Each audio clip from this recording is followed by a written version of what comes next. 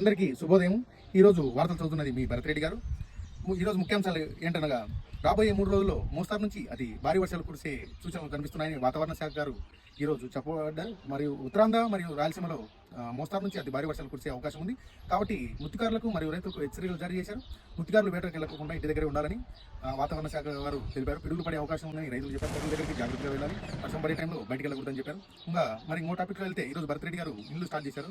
అంటే మిద్దె మీద మిద్దె కట్టేదానికి ప్రయత్నాలు జరుగుతున్నాయి. ఒకసారి ఆ క్లిప్పులు చూద్దాం మనం ఈరోజు.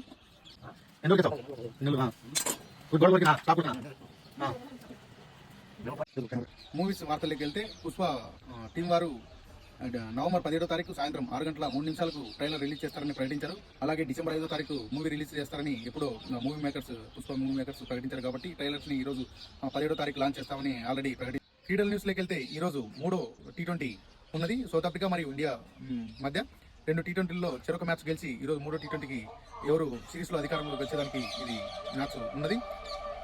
ఇంతటితో వార్తలు ముగించబడ్డాయి. చూస్తూనే ఉండండి మీ భరత్ రెడ్డి గారి న్యూస్. వస్తూనే ఉంటాయి, అప్డేట్స్ చేస్తూనే ఉంటాం మీ దగ్గరికి. Thank you. చూస్తున్నాను ప్రతిదినం మీ ముందు కొత్త వార్తలతో మీ ముందుకు వస్తూనే ఉంటాం.